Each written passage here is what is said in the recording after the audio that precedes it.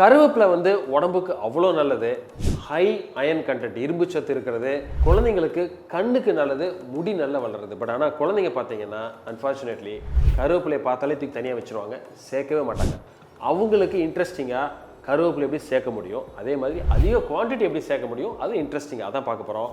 ஒரு அருமையான பஞ்சியான கருவேப்பிலை பொடி. இது நீங்கள் சாதத்தில் சேர்த்து கொடுக்கலாம், இட்லியில் சேர்த்து கொடுக்கலாம், ஈவன் நூடுல்ஸ் கூட சேர்த்து கொடுக்கலாம். வாங்க ஒரு பஞ்சியான கருவேப்பிலை பொடி எப்படி பண்ணுறதுன்னு பார்ப்போம். I am Sundar, welcome to recipecheckr.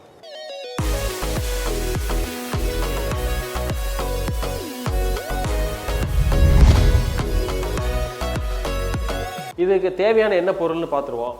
Try fry கொஞ்சம் பொறுமையாக பண்ணணும், பட் மற்றபடி இந்த ப்ராசஸ் வந்து ரொம்ப ஈஸி. நல்ல ஹெல்த்தியான இன்க்ரீடியன்ஸ் சேர்க்குற கருவேப்பிலை பொடி. வாங்க பார்ப்போம். ஸோ ஒரு பேன் எடுத்துகிட்டு 1/2 கப்பு உளுத்தம் பருப்பு எடுத்துருக்கேன்.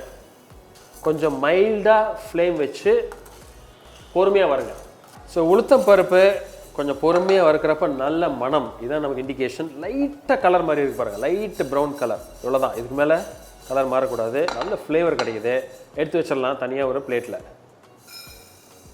நம்ம எவ்வளோ உளுத்தம் பருப்பு எடுத்துருக்கோமோ அதே அளவுக்கு அதான் 1/2 கப் கடலைப்பருப்பு. இதையும் கொஞ்சம் பொறுமையாக வறுத்துருவோம். ஸோ கடலைப்பருப்பு லைட்டாக வறுத்துட்டோம். அதுலேயும் லைட்டாக ஒரு மனம், லைட்டாக கலர் மாதிரி இருக்கு, போதும். இதுக்கு மேலே கலர் மாற வேண்டாம். அதுலேயும் எடுத்து வச்சிடலாம். அடுத்து ஒரு 1/2 ஸ்பூன் மிளகு, கொஞ்சம் லைட்டாக சூடானோன்னு ஜீரகம் சேர்த்துக்கலாம். 1/2 ஸ்பூன் ஜீரகம் சேர்த்துக்குங்க. ஸோ ரெடி ஆயிடுச்சு. பொரியறதுக்கு ஒரு ஸ்டேஜ் முன்னாடி எடுத்துடலாம். ஒரு 2 ட்ராப் ஆயில் எடுத்துங்க. ஒரு 4 பூண்டு பல்லு. ஃப்ளேம் வந்து மினிமத்தில் வச்சுங்க. அதே மாதிரி ஒரு 4 காஞ்ச மிளகாய்.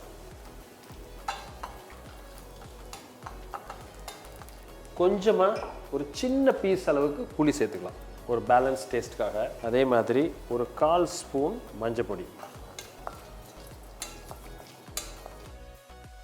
ஒரு 2 பிஞ்சு பெருங்காய பொடி.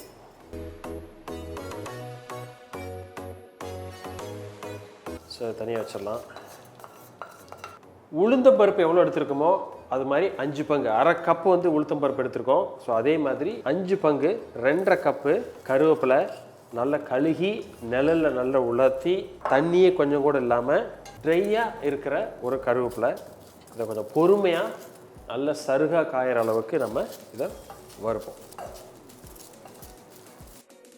நல்ல சருகா இந்த கருவேப்பிலை காஞ்சிருச்சு. ஸோ இதை இப்போ நம்ம எடுத்து அதோட சேர்த்துடலாம். ஸோ இப்போ இதை ஒரு மிக்சர் கிரைண்டரில் பொடியாக நம்ம அரைச்சிடுவோம்.